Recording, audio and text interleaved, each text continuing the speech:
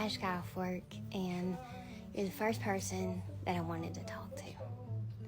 I wanted to talk to you about the good days that you're waiting on, the ones that you think are gonna define your life. Well, can I tell you that it's gonna be the bad days that define your life?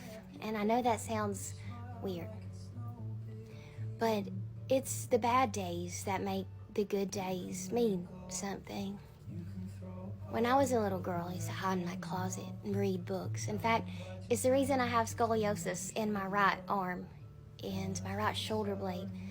And I know that seems like it doesn't go together, but my library had a 40-book limit to rent out every single day, and every day I would carry home not only my school books, but my 40 books. And I would hide in my closet and would wait on my father to find me. Well, he might find me on page 1 if I was unlucky, but if I was having a really good day, he might find me on page 40 of Charlotte's Web right when it's getting good.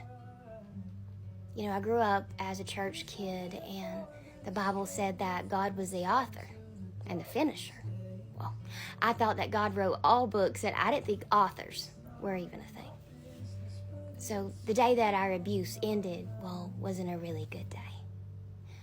But if our abuse hadn't had ended in the way that it did, the day that I got to become not only a journalist that I already was, but a Congress-appointed group of journalists to help pass bills for little girls like me, well, I would have just been another girl in that room.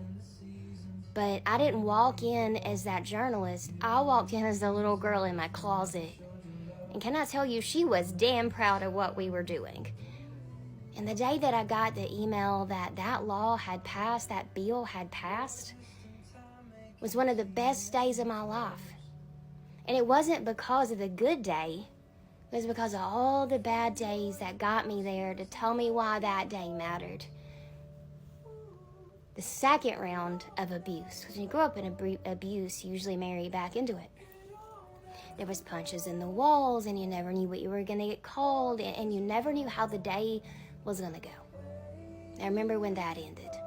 That was a bad day. It was a bad day. But the good that come out of that day was I decided that nobody was ever going to berate me ever again.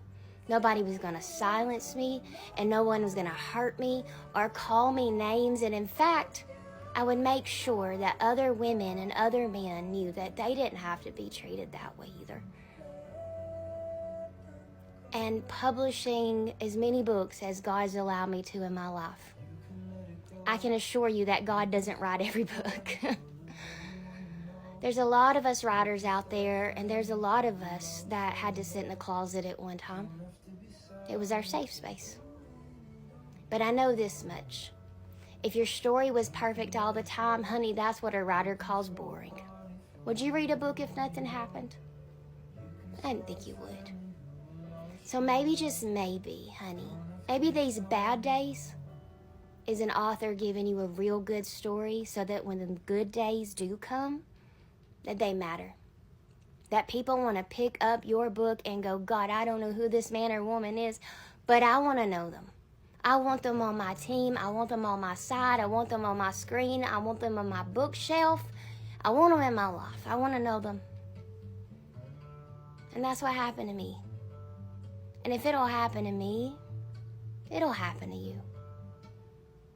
You don't have to relish in the bad day, but just count it.